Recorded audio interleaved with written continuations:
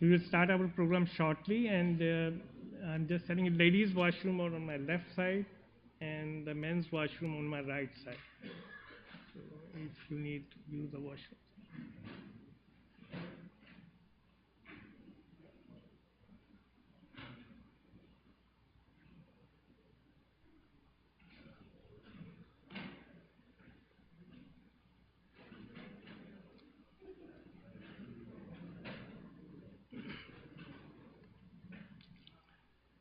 Assalamu alaikum, peace and blessing of Allah be upon you all. On behalf of Ahmadiyya Muslim Jama'at of British Columbia, I am truly honored and delighted to welcome all of you this evening to the 10th Multifaith Iftar dinner at our mosque.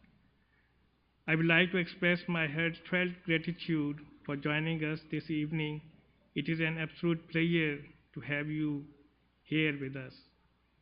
I also want to take this opportunity to acknowledge and show our deep respect for unceded territories of the Swasan, Musqueam, Semihamu, and other Coast Salish people. In line with Islamic traditions, we will commence this program with a brief recitation of the Holy Quran. I would like to invite Mr. Usman Malik to recite the verses of the Quran and present their English translation. Mr. Usman Malik.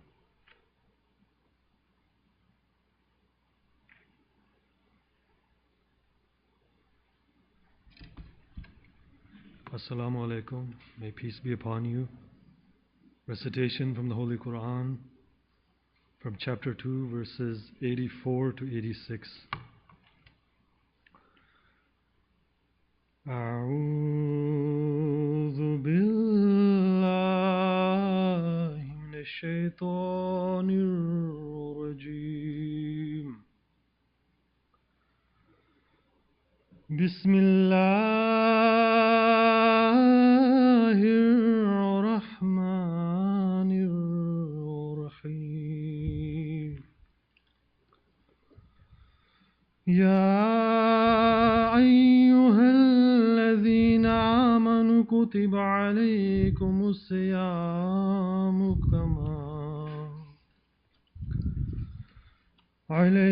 الصيام كما كتب على الذين من قبلكم لعلكم تتقون. أياما معدودات. فمن كان منكم مريضا أو على سفر فعدة من أيام أخر. وعلى الذين يطيقونه فدية طعام مسكين.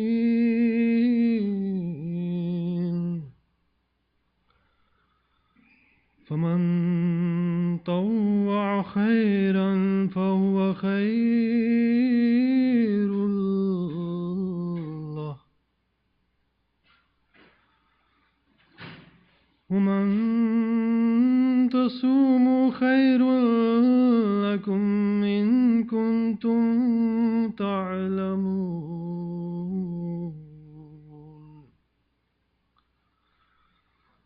شهر رمضان الذي أنزل فيه القرآن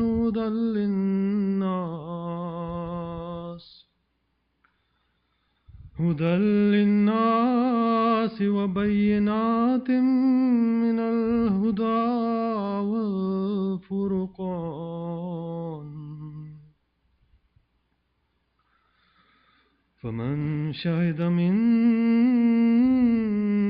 الشهر فليصمه.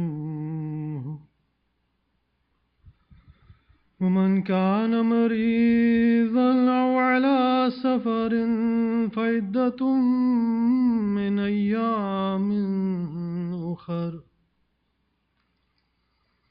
يريد الله بكم اليسر اليسر ولا يريد بكم العسر ولتكملوا العدة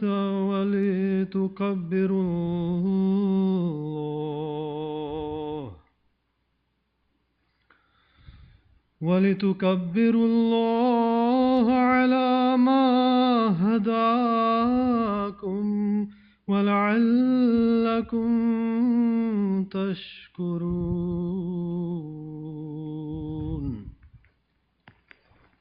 Translation: I seek refuge with Allah from Satan the accursed.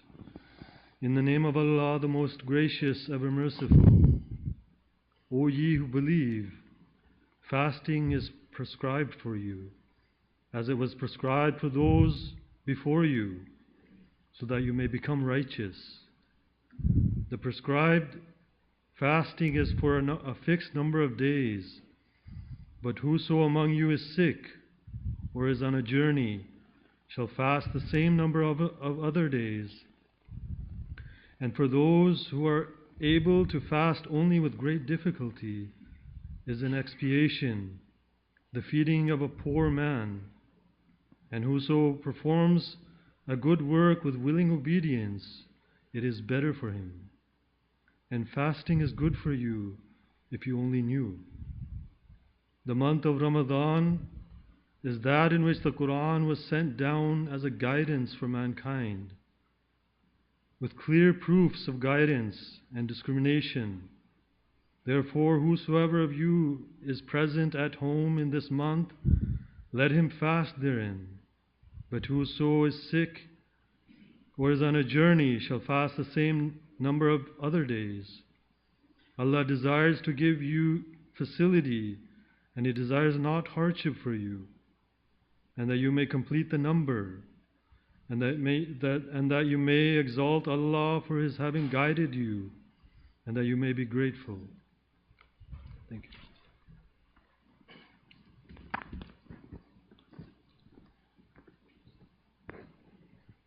Thank you very much, Osman Malik sir.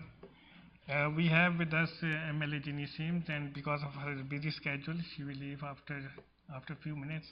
So I would request MLA Ginny Sims to come here and say a few words.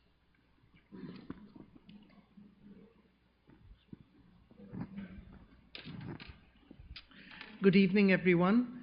I want to start off with the logo and the motto and the belief that we see here, which is love for all, hatred for none. And I want to first of all start with thanking the Jama'at here for organizing this event. It's an annual event. It's a multi-faith event to bring everybody together during the holy month of Ramadan to reflect on and improve ourselves. And when we improve ourselves, then what we do is we are better as a society. And my greetings to all the different faith leaders, and I acknowledge all the other invited guests who are here. But to each and every person who is here, I can tell you what a special day it was for me on Wednesday evening when the Jama'at from here visited the legislature. And this is the second time they did this. And they broke the fast in the hallowed halls of the People's House in Victoria, in the Hall of Honor. And the theme that came through from every speaker, from every faith, was love, love, love. And I think that's what attracts me to this place and to these gatherings, is that shared commitment to love. I know these are very challenging times, and it would be remiss of me if I didn't acknowledge that during these difficult times, let us also take the time to remember those who are not as fortunate as we are, those who are living in out in Gaza. Images of the children, the families, the devastation we've seen there. Our heart goes out. I'm not going to say to one faith or the other, but as humanitarians, it goes out to every single person, whether they're Christian, whether they're Muslims, whether they are of a Jewish faith. It doesn't really matter. What matters is that human beings are being hurt.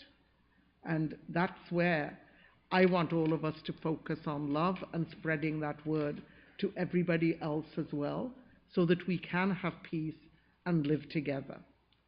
And for my last comment, because I am going to keep it brief today, is that I've learned in my life journey that one of the key things we have in life is our respect for self and for those we walk with, and those we do not walk with as well. So let us help to build a BC, build a Canada that is more just, that is more inclusive, and that lives the lines of love for all, hatred for none, where we can practice our faith, which is between us and our God, whatever name we decide to give God in whichever faith, that we remember at the end of the day that all religions, every one of them, teach us to love, forgive, love, love, love. So I won't be able to stay for breaking of the fast, but I did not want to not be here today and to say, let us build the BC that we can all have together. Thank you.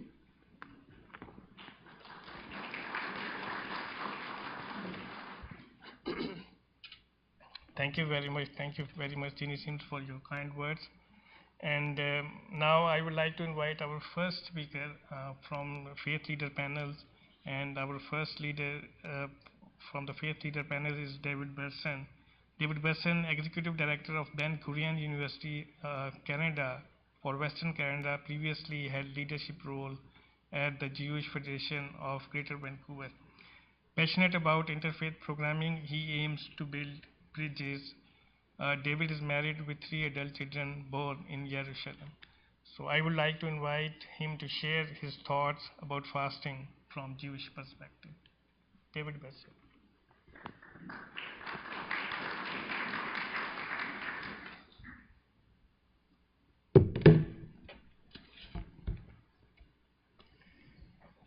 Thank you. Assalamu alaikum, Shabbat Shalom, and Ramadan Kareem. Dear friends, I'm honored to be here tonight to break bread with you on this, the last Friday of Ramadan. Fasting for my people, the Jewish people, reminds us that we, more than our desires and cravings, are more than physical. We are spiritual. In Judaism, we have many fast days. I will mention one better known fast day and then one less known. The most popular is the fast of Yom Kippur, the Day of Atonement. Yom Kippur takes place every fall on the 10th day of the new year. Our sages teach us that God judges the world at the beginning of every year. We are commanded to make this year a better one by making a conscious effort to improve our relationships with one another and with God. We say that prayer, good deeds, and charitable donations will help us begin a good new year and enable us to be inscribed in the book of life. Many observant Jews actively devote the first 10 days of the Jewish New Year preparing for this annual Day of Judgment. On the 10th day, the most intensive day, is the fast of Yom Kippur. For 25 hours, we avoid eating, drinking, bathing, using lotions or oils, having sex, and wearing luxurious leather shoes. The full fast is only for healthy adults and teens over the age of 13 who are not pregnant or nursing. On Yom Kippur, we feed our spiritual souls instead of our bodies. We take a break from materialism and consumerism. We don't do paid work or shop, not even online. Instead, we gather at our houses of worship, our synagogues, where we pray and study with a short break to go home and sleep. During the fast, as our sense of self changes, our spiritual perception grows. We humble ourselves as opposed to how we so often judge people by their wealth, their clothing, and their jobs. We dress in simple white clothing, trying to let go of these judgments.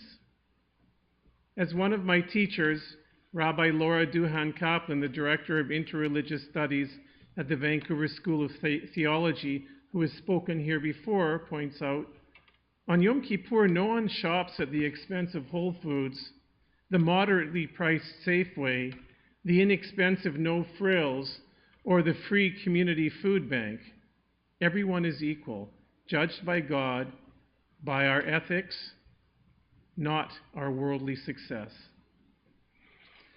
As we fast, we recognize that we could go hungry at any time if God sends illness, war, or natural disaster our way. So on Yom Kippur, many Jews in our community donate groceries and money to food banks and other organizations that feed the hungry.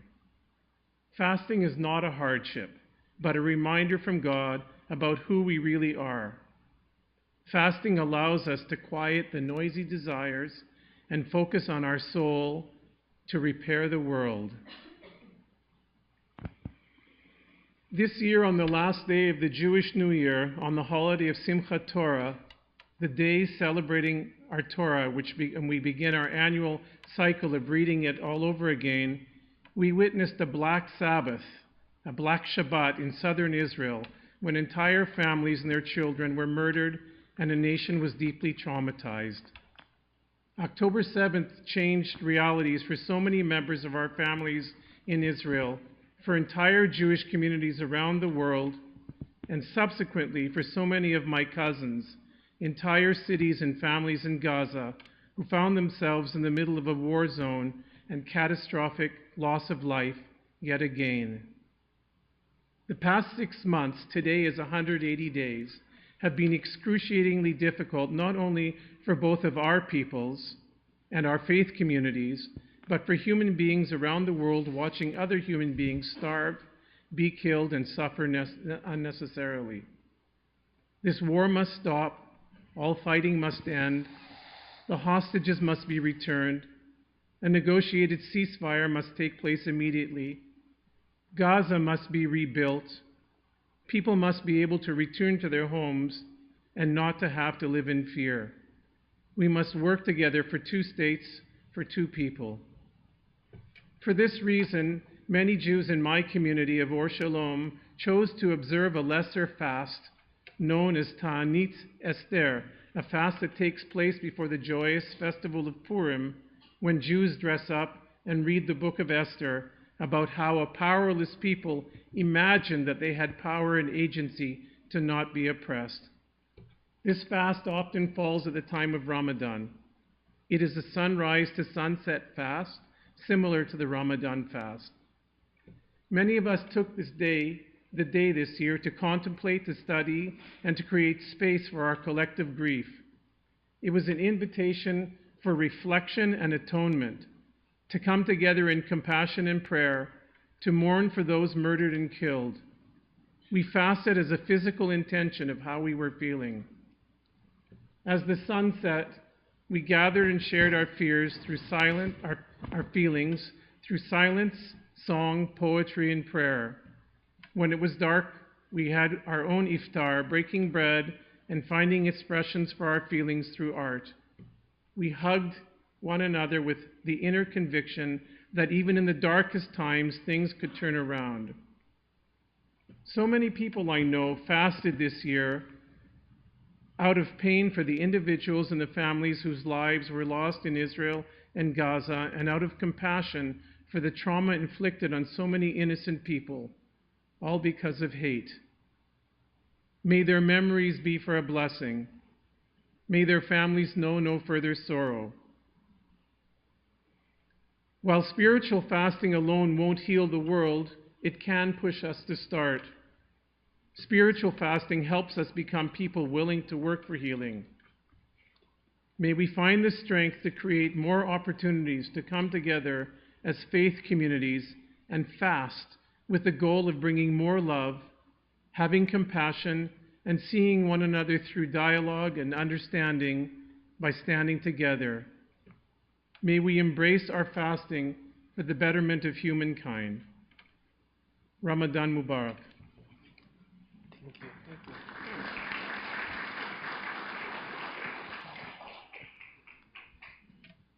Thank you, David, for sharing your thoughts about the fasting. And it's our pleasure that two of our MPs have joined this program, MP Suk and MP Chiang. So I would like to invite MP Suk to come here and say a few words.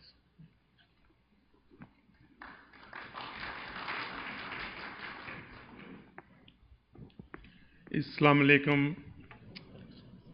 It's always an honor to be here because Ahmadiyya Muslim Jama'at been a friend and a family to me for long time.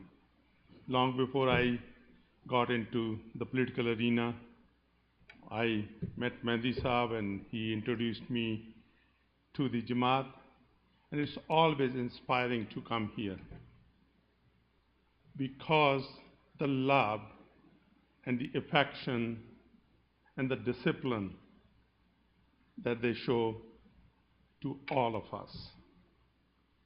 And I have seen, today I see multi-faith religious leaders are here today, and faith is very important because from faith comes hope, from hope everything becomes possible. And this is the beauty of Ahmadiyya Muslim community. This is not the first time. As long as I know the community, there has always been a multi-faith dialogue that brings communities together, that brings people together, and that brings Canadians together. And I want to congratulate and thank the Ahmadiyya Muslim Jama'at, the work that they have done to make our communities better communities, to make our country a better country and stronger Canada.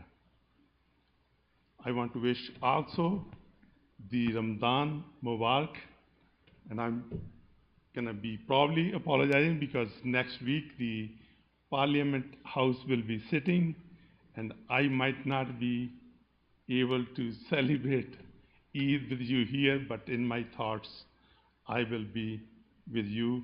And when we talk about giving, and I know that on the Parliament Hill, Ahmadiyya Muslim Jamaat always comes together, pack food, donate it to the food bank to make sure that we are able to help those that are needy. And today I'm in fact very honored and very privileged to have my dear friend, Mr. Paul Chang.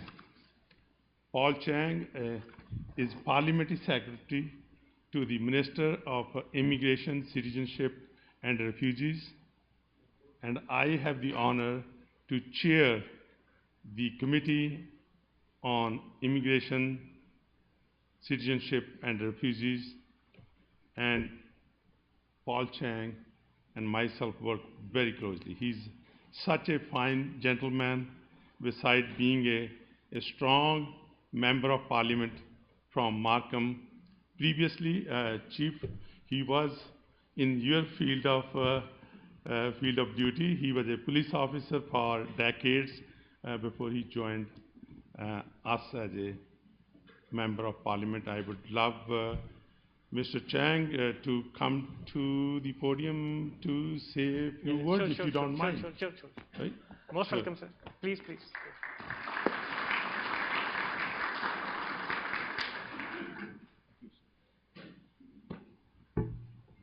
Good evening. Assalamu alaikum. As mentioned, my name is Paul Chang. I'm the Member of Parliament for Markham Unionville, and I'm so happy to be here tonight to celebrate your 10th annual Multifaith dinner tonight with all of you here in British Columbia. I'm the member from Ontario, and this is my first trip here as a parliamentary secretary to visit the various settlement agency and all the various organizations that helps us to settle newcomers into Lower Mainland BC. So I'm delighted to be here, and this is a great opportunity for me to come and meet this community also, and to see the work that you do also in the community.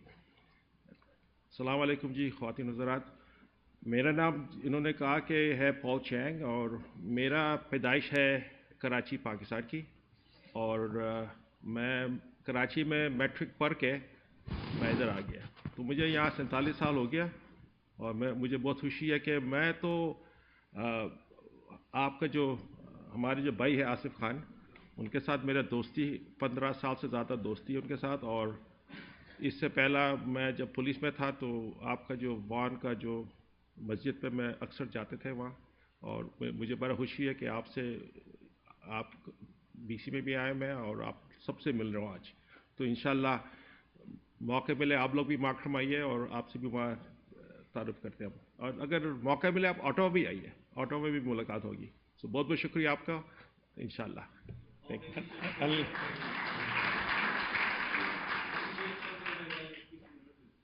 Sorry? Oh yes, my apologies. Thank you, Asif, for sorry. Sorry for being so rude.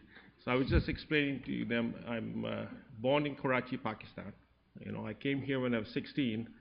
I've been in Canada now for 47 years, and I should explain this also. Prior to becoming a member of parliament, I was a police officer in York Regional Police for 28 years. And I was so fortunate to be a police officer here. And the best part of my career as a police officer was serving as a diversity hate crime officer for the last 15 years of my career. So 15 years, I looked at diversity. I also looked at the ugly side of humanity, which is the hate crime part. And I was fortunate to be able to work with communities right across for every religion, every ethnicity, and to be able to help them to make sure that they are safe. And I'm so happy now that I'm a member of parliament. My first stint as a parliamentary secretary was as a diversity member for parliamentary secretary, and now I'm the immigration parliamentary secretary. And that, for me, being an immigrant in Canada and being able to help newcomers in Canada, it's a privilege for me, and I'm so happy to be here tonight joining all of you to break fast with you. Thank you so much. Asif bhai, bahut bahut shukriya. Thank you, and Allah Hafiz. Thank you very much. Thank you very much for the comments from both MPs.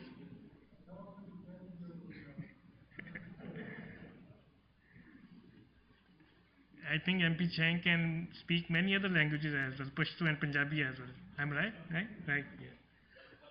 Punjabi. Yeah. Thank you very much for your comments. And our next speaker is actually Susan Mutahida. And Susan Mutahida, a long-standing member of the Baha'i community, has dedicated over 47 years to her faith as a Baha'i. She is part of a community that lacks clergy. Susan wears multiple hats. She is an award-winning journalist, visual project facilitator, and an English teacher. So I would like to invite Susan to come here and share her thoughts about the fasting. Yeah. So I would request actually if the faith leaders can shorten their speech, and if they can finish within 3 minutes, if it is possible. Yeah. Okay. Thank you.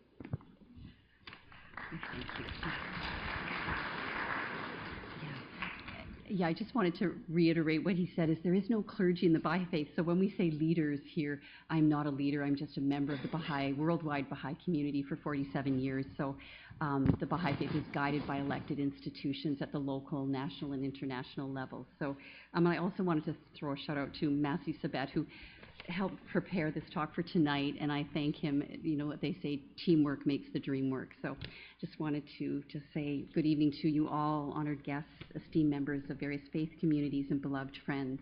So on behalf of the Baha'i community, I'd like to thank the Ahmadiyya Muslim Jama'at for inviting us to share in this wonderful Iftar dinner where we enjoy food together and learn through many faith traditions the spiritual significances and bounties of fasting. Fasting is a tradition steeped in rich tapestry of religious history and holds a profound significance in the Baha'i faith.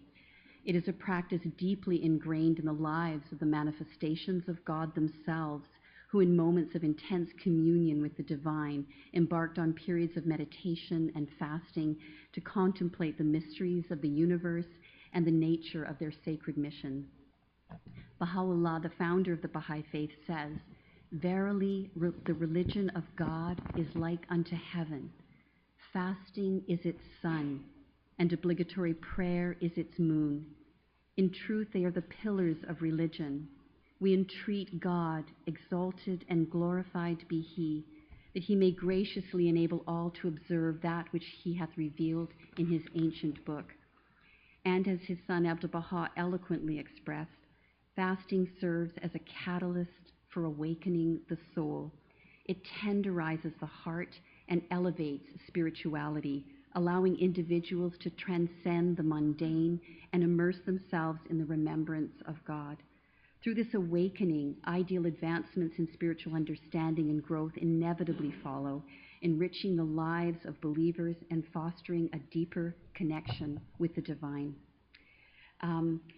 It's important to understand that fasting in the Baha'i faith is not about asceticism or means of penance. Rather, it's a symbol of self-restraint, a spiritual fast intertwined with the material fast. It is a conscious effort to withhold oneself from the appetites of the self and to embody the characteristics of the spirit, allowing the spirit to be enkindled by the love of God and carried away by the breathings of heaven. Baha'u'llah also states that God has enjoined the fast, that those possessed of means may become apprised of the woes and suffering of the destitute.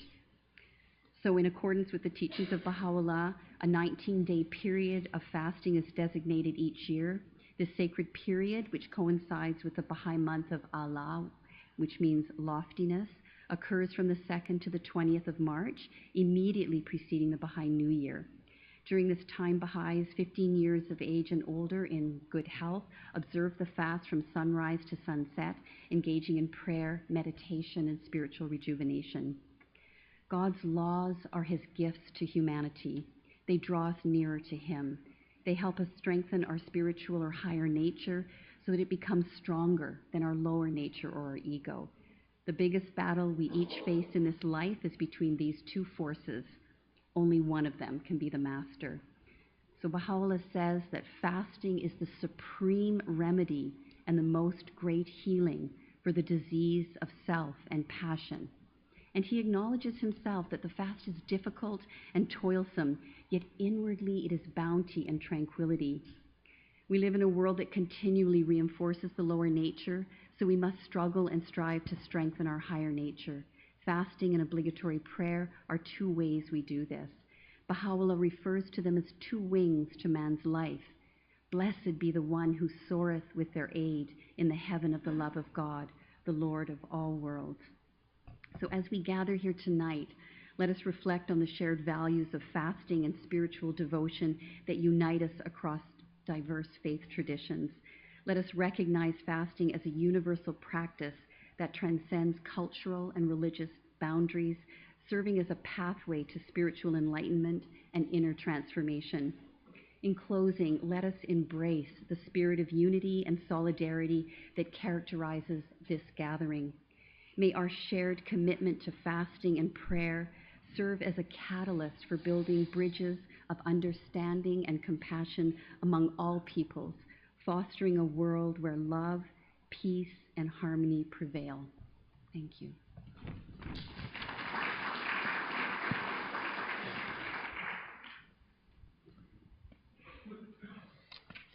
Thank you, Susan. This was a very important message, love, peace, and harmony that should prevail. Our next speaker is Kathy Merchant, and she holds an MDiv from the Vancouver School of Theology and an MA in Middle East Studies from the University of Washington. She loves connecting with people from different faith traditions and leads her own interfaith congregation here in Vancouver called the Living Interfaith Sanctuary. She will present views about fasting from Buddhist perspective. Kathy, please.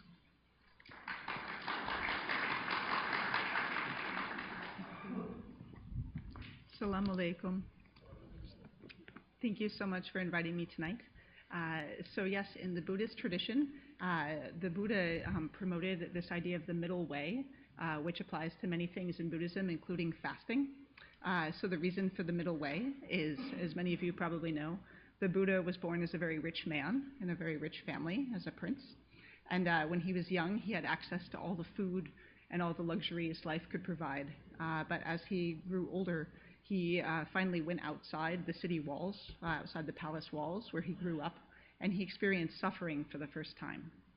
So on his first journey, he saw someone who was ill, someone who was dead, someone who was really suffering, and someone who was a holy person.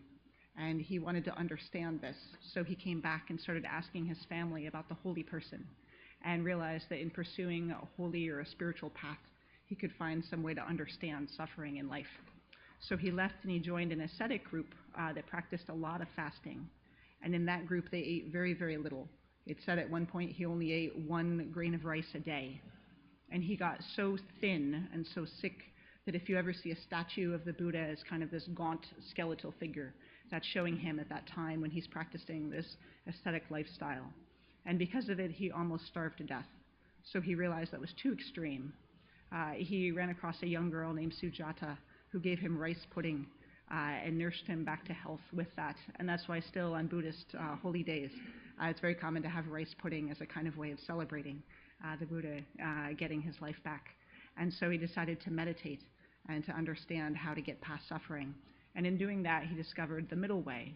So not subjecting ourselves to so much suffering or so many like harsh things that we can't go on, but also not to kind of just indulge as much as possible and enjoy everything around life without understanding suffering. So what is some kind of middle path?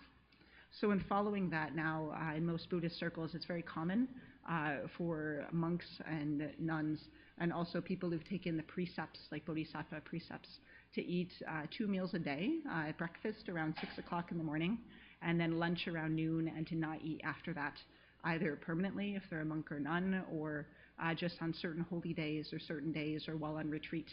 And it said that there are 3 main purposes for fasting in Buddhism. One is having compassion for animals. So it's very common for Buddhists to practice a vegetarian lifestyle.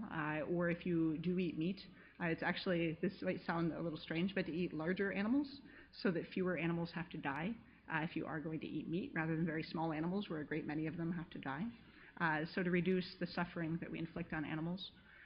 Also then to think about those who can't afford enough food, those who are starving or who are poor, and having solidarity with them and more compassion and understanding of what it's like for them. And finally, practicing self-restraint. It said that if you can, keep yourself from eating too much, kind of regulate that, it's easier to practice meditation.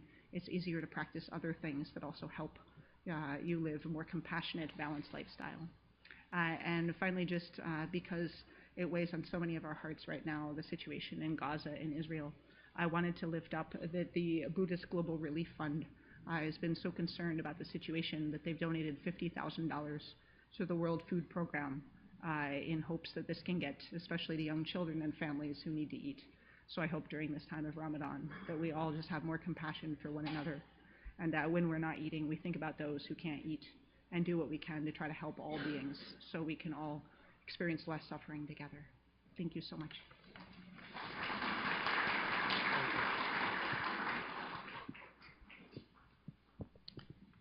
Thank you very much, Kathy.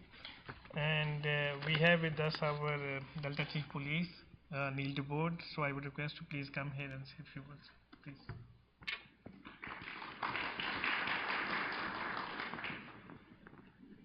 Good evening, everyone, and welcome, good friends. It's my honor to be here again this evening to be able to enjoy the breaking of the fast and the Ramadan. In service with the Delta Police Department, we often talk about the discipline that's required, the ability to have self-awareness, the ability to be self-reflective, and much of those values go along with the Ramadan and the discipline and commitment required to fast. So I know in the sense of service with the Delta Police Department, it reflects the same values. So I'm thrilled to be here, and it's always an honor to be able to enjoy the evening with you. So thank you so much. Thank you.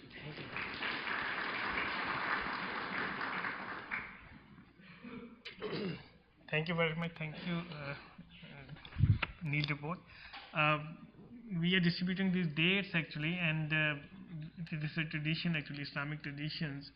We are breaking our fast with dates, and the break of fast will happen at 7:50. So usually the Islamic tradition is, of course, that you can break the fast exactly at that time. So although our guests who has not actually observed fast, of course they can eat actually before 7:50, but this is just a tradition that we will break our fast at 7:50. So that's why we are distributing these dates. Our next speaker is Acharya Devidi. He is our long-term friend of our community. He is very well known in the interfaith circles of Greater Vancouver area. I would like to invite him to say a few words about fasting from Hindu's perspective. Please.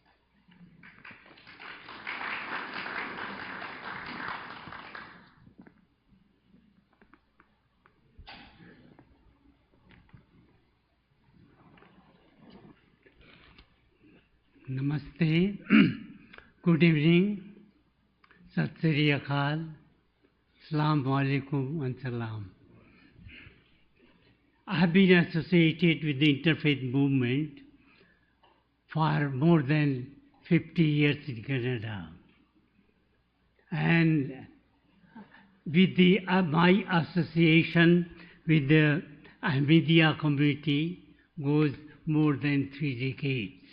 I have been here in so many conferences, Iftar and all that is a part of my family, I feel, when I come here and meet my friends. I will give something about the tradition of Hindu Dharma, Hindu religion. What is the fasting? Fasting is a willing abstinence from some or all food, drink, or both for a specific time. At this moment, I would like to say that it is a willingness on the part of people who observe fast. But in the world, you will find there are some people who are suffering because of the social, economic, or political situation. They are forced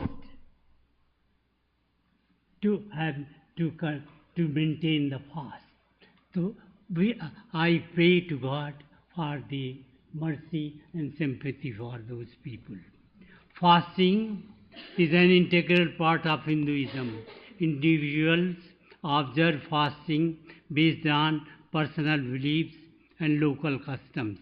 A fast is a means of purifying body, mind, and soul. I will quote from Mahayana Upanishad, quote, within quote, restraint of the body through such means like fast is austerity. And further says that austerity is the means of liberation, and that there is no austerity higher than religious fast. Unquote. Fasting is especially for both physical and mental, to bring mind under control. The idea of purification is very important. However, the Hindu scripture, Holy Gita, warns us against self-torture or damaging the body after prolonged fasting. Self-torture has no place in spiritual life, and extreme fasting practices have been condemned. Charity and sacrifice are dependent upon external factors than oneself, while fasting pertains to their individual themselves. The self-concentration and the self-mastery thus gained through fasting, that provides both special benefit and inner growth. Moreover, spiritual growth is nothing but inner growth. Epic Mahabharata acknowledges, quote, fasting stands for growth, multiplication and expansion, and there is no penance which is superior to abstention from food, unquote. Fasting has also been used as a political tool to protest or to bring awareness to a cause. A hunger strike is a form of non-violence resistance. Mahatma Gandhi used fast on numerous occasions against British India. Other freedom fighters like Bhagat Singh, Dutt and Jatin De also have more than 100 days of fasting. According to Hindu tradition, fasting is used as a treatment in naturopathy and in Ayurveda. Hindu tradition provides choice of fasting. Absolute fast, no food, no drink for a definite period of time. Second, water fast, only taking water for a defined period. Third, fruit fast, taking only fresh, dry fruits and liquid for a defined period. Last, day fast, no food from sunrise to sunset. Fasting on festivals and religious occasions, and fasting on the astrological fasting, fasting reserved for women festival. But nowadays, some of the husbands of the wives, they also go fasting with their wives. It is said that during fasting, several metabolic adjustments occur. New medical research emphasizes the benefit of fasting. The food which is saved during fasting is given to charity to those who need it. People can easily put a price value of that food and donate cash to the bank, Red Cross and other agencies. Charity in Hindu tradition carries religious and human motive that is free from selfishness. Several Hindu scriptures extol the idea of charity.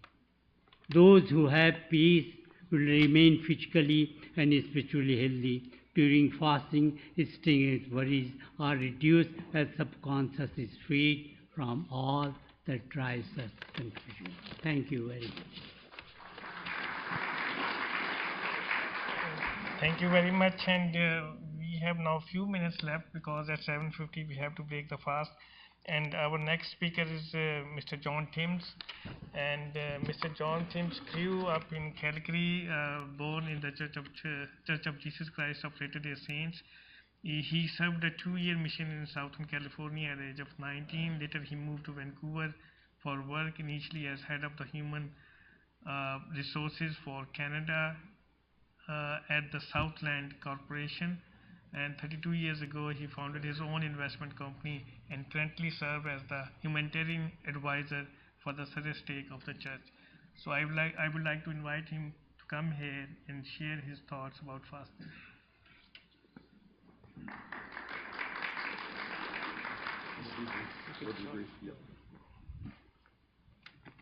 First of all, let me say this is my first opportunity. I'm a fill-in today. It's my first opportunity to be to an interfaith congregation or service like this, and I'm extremely impressed. Love all, hate none. So I really appreciate that.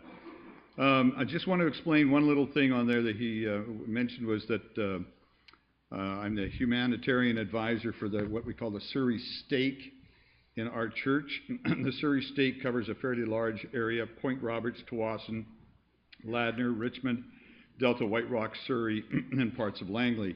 And my responsibility actually is to find charities that we can help out financially, regardless of religion, race, or nationality. And obviously that's a very gratifying thing for me to be able to do. Very briefly on fasting, we know that fasting has had a long history. Moses fasted for 40 days when he was receiving the 10 Commandments. Jesus fasted for 40 days also. So fasting has been around for a long time. And as we have recognized here, many religions recognize the fast. Fasting actually, again we've talked about, helps us discipline ourselves and helps us overcome bad habits, help us addictions, and then there's the spiritual side of it.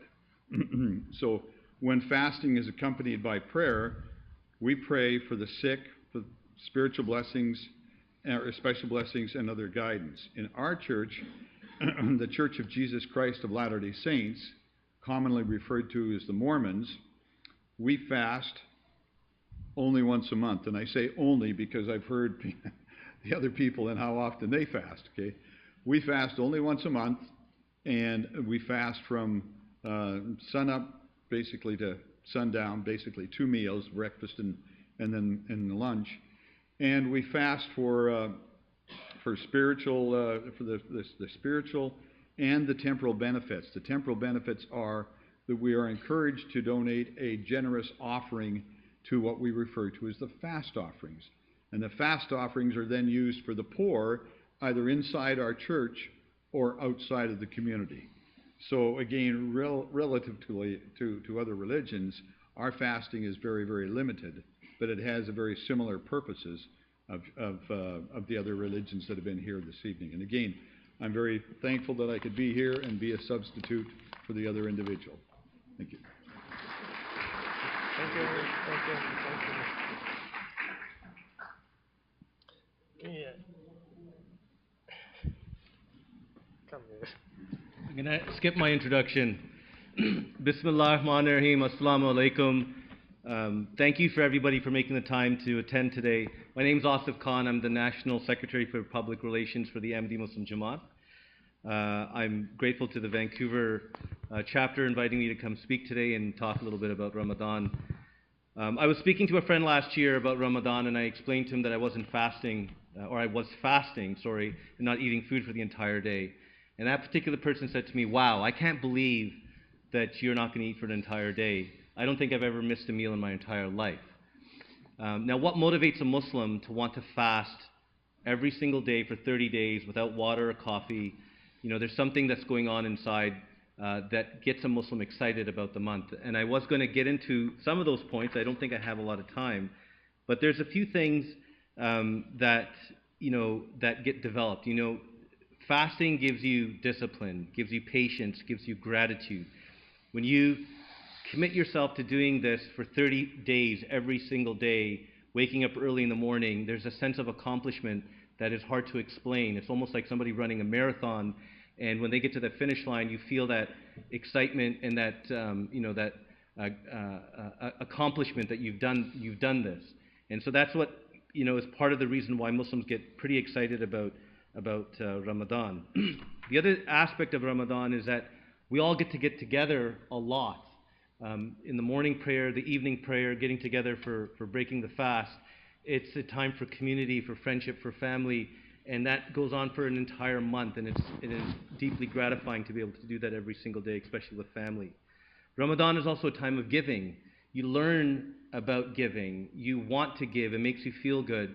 We are voluntarily experiencing hunger pangs, but then we also realize that there are people around the world that are not voluntarily experiencing hunger pangs, and that allows us to be a little bit more giving with others. And then finally, and more my favorite part of Ramadan is a spiritual cleanse. You know, a Muslim is supposed to pray 5 times a day, and sometimes that doesn't happen. A Muslim misses a few prayers. And then God's commanded a Muslim, I want you to come to every single Friday prayer. And then sometimes a Muslim misses a Friday prayer. Then God gives us this gift once a year, and He says, you know what? Reset. I want you to come and enjoy the entire month of Ramadan and raise your spirituality and reconnect with me, with God. Now, the other thing that happens with fasting is that, I don't think I have time for this, but I was going to get into the fact that an imam would usually give some education about Islam, about different aspects about religion. And there was some interesting facts that I was going to share. But I'm going to close with a quote, and I think it's fitting because everybody here has also talked about Gaza and Palestine and the suffering that's going on. His Holiness addressed at the 18th Annual Peace Symposium, Hazrat Mirza Masroor Ahmad, the leader of our Ahmadiyya Muslim community, and I'm just going to close with a quote that he had, is that I will close, we must all come together, setting aside national, political, and other vested interests for the greater good of humanity, and to ensure that we leave behind a prosperous world for our future generations. It is the need of the time that we must focus all of our energies and efforts on establishing true peace so that we may live in a world of hope and prosperity rather than in a world defined by inequality, hatred, and bloodshed. So with that, whoever is doing azan is the call to prayer.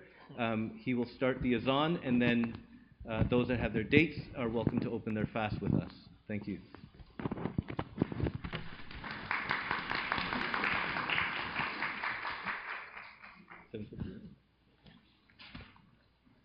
There will be call of prayer, so please be seated. There will be announcement after the call of prayer. Yeah, I got it.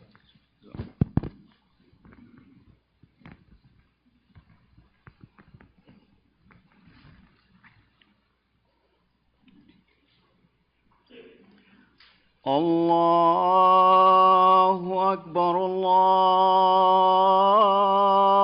Akbar. Allahu Akbar,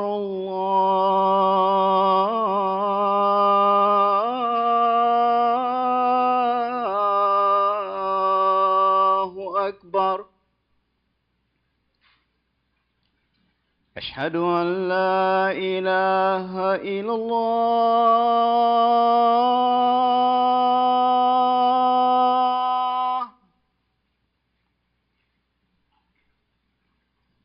أشهد أن لا إله إلا الله.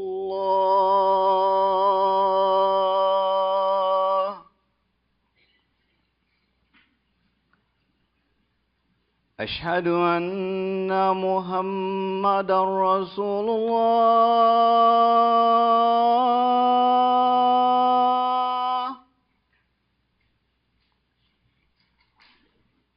أشهد أن محمدا رسول الله.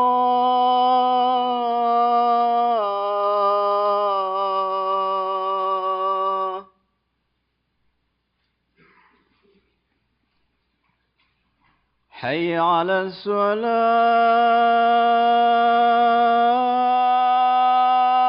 الصلاة. حي على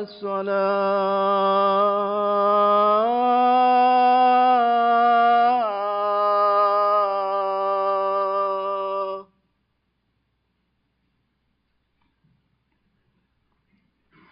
حي على الفلاح.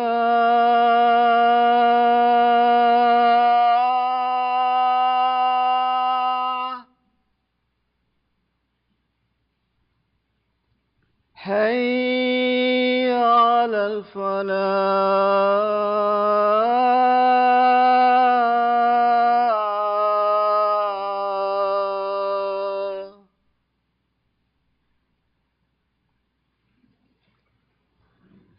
الله أكبر،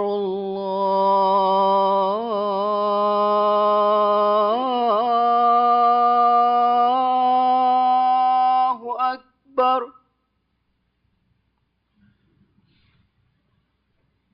لا إله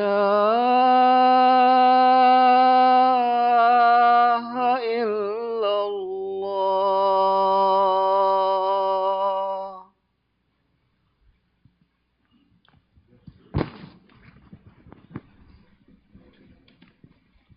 What's going to happen now is our guests are going to break to the dining hall. We're going to pray the evening prayer, and then we'll join you for dinner. But before we go, and I hope this is okay, I'm just going to I want to go through some of the stuff that I had prepared. and it'll only take a couple of minutes. When I talked about different lessons or different things that are unique, actually, interesting aspects about Islam that you probably are not aware of, so some facts. So I'm just going to go through these real quickly. Fact number one, the real purpose of life for a Muslim is to find God. This is the real reward that Islam promises a believer. Hence, all of our acts of worship are a means to an end and not the end in themselves. Those that strive on this path may see their reward in this very life, not just in the hereafter. In other words, Islam shows us a personal God, a God who loves his creation and with whom one can have a very personal relationship. Fact number two, Prophet Muhammad, peace and blessings of God be upon him, is a descendant of Prophet Abraham through his son Ishmael. This makes Prophet Muhammad, peace be upon him, the literal cousin, and all Muslims spiritual cousins to Jesus, Moses, and all other Semitic prophets mentioned in the Bible. Peace be upon all of them. Fact number three, Prophet Muhammad, peace be upon him, is the only religious leader whose life is known in great detail. He was born an orphan and could not read or write. In his private life, he was a husband, father, neighbor, friend, and a businessman. As a public figure, he was a prophet, leader, legislator, judge, statesman, and a general. As the messenger of God, he is a lawgiver and a reformer. He passed through every imaginable stage of human experience and left behind an example of perfect conduct to be emulated. Fact number four, Muslims are required to honor and respect the commandments in the previously revealed holy books, such as the scriptures of Abraham, the Torah of Moses, the Psalms of David, and the Gospel of Jesus Christ. Muslims are also required to honor, respect, and believe in all earlier prophets, such as Noah, Abraham, Moses, Aaron, Solomon, David, and Jesus of the Judeo-Christian faith, as well as the prophets of other religions, such as those of Hinduism, Buddhism, and Zoroastrianism. According to Islam, over 124,000 prophets have appeared in history to guide mankind. I'll say that again. According to Islam, over 124,000 prophets have appeared in history to guide mankind. Fact number five, Jesus, peace be upon him, is regarded as a blessed prophet and a Messiah by Muslims. In fact, there is a chapter in the Holy Quran named after Mary, the mother of Jesus. Mary is regarded with very high praise and given a very high station among all women in history. The next fact, Islam teaches beliefs in angels who are obedient servants of God. It was the angel Jibreel, the angel of revelation, that revealed Allah's direct words, the Holy Quran, to the Prophet Muhammad, peace and blessings of God be upon him. Muslims believe in many other angels, such as the archangels Michael, Raphael, and Israel. And the last fact, Islam, there are many other facts, but this is the last fact I'll share. Islam is a religion that is compatible with modern times. A Muslim is someone who is concerned about good morals and behavior. There is nothing that stops a Muslim from being a part of contemporary society, according to the Holy Quran. Muslims drive cars, use smartphones and the internet, vote in elections, have jobs and careers, invest in business, teach, travel the world, raise families, play golf, go sailing, pursue higher levels of education, and are wonderful neighbors if you are lucky to have them. So thank you, and we'll see you at dinner.